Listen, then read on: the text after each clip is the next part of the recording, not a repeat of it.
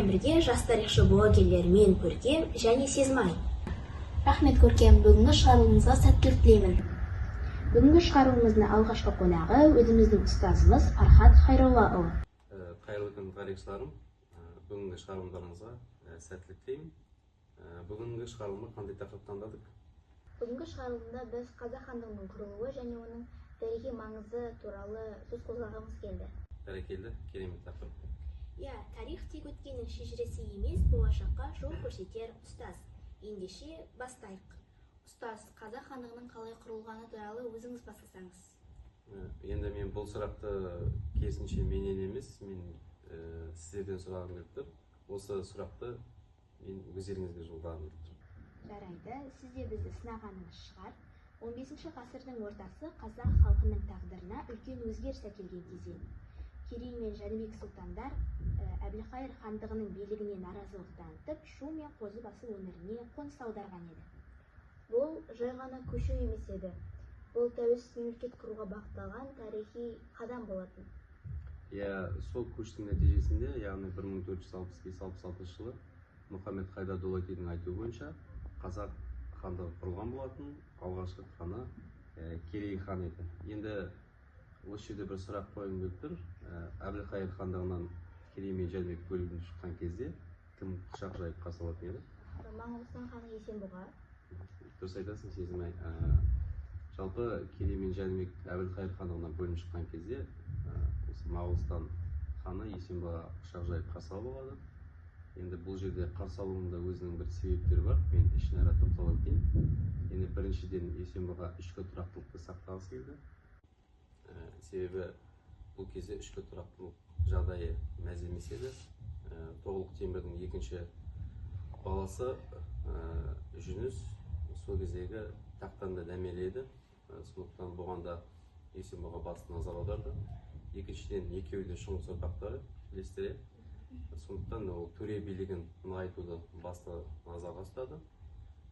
Енді үшіншіден жалпы солтүстіктен өте көп қауіп төнді Есенбұғаға. Сондықтан Керей мен Жәнібекке былай қарағанда арқа сүйеді деп айтуға толық негіз бар. Жақсы, түсінікті болды. Керей мен Жәнібек хан қазақ хандығының негізін қалаушылары болды. Ал әрі қарай тарих қалай өрбіді? Жақсы, Көркем. Керей мен Жәнібек бастаған қазақ хандығын кейін Қасым хан басқарды.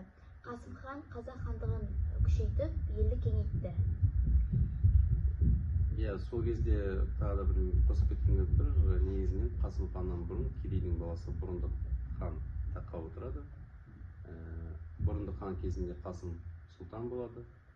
Енді Бұрындық хан соғыстарда бір батыл шешімдер қабылдай алмайды. Халықтың арасында билігі әлсіреп, керісінше Қасым ханның билігі күшейіп, нәтижесінде Қасым хан болып сайланған болады. Дәл сол кезде қазақ халқының саны 1 миллионнан асып, халықаралық деңгейде танылды емес пе? Содан соң Қасым ханның атымен байланысты Қасым ханның қасқа жолы атты заңдар жинағы жарық көрген еді. Ал Есім хан мен Тәуке хан кезеңдерінде бұл дәстүр жалғасын тапты. Есім ханның ескі жолы мен жеті жарғы қазақ қоғамының өмірін реттеген маңызды құжаттар болды. Әрине, бұл заңдар жалпы не үшін керек болды? Ел ішіндегі тәртіп пен әділеттілікті сақтау, сонымен қатар жаңағы ру тайпалық жанжалдардың шиеленісіп кетпеуіне осы заңдардың аса қажеттілігі болды деп есептеймін. Қазақ хандығы құрылғаннан кейін ел бірлігін сақтау да оңай болмады. Сыртқы жаулар, шайбанилер, жоңғарлар, қалмақтар қазақ хандығына шабуыл жасап отырды.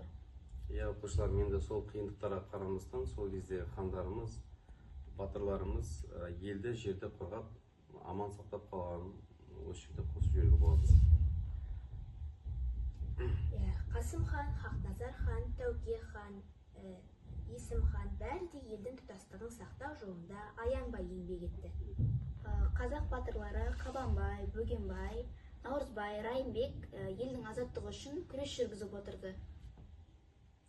Ұстаз, сол кездегі қазақ хандығының басты идеясы не деп ойлайсыз?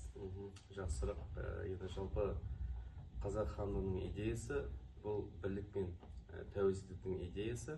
сол идея бүгінгі Қазақстан Республикасының жалғасы іспеттес. Енді тәуелсіз мемлекет болу бұл Керей мен Жәнібек бастаған жолдың жалғасы деп есептеймін.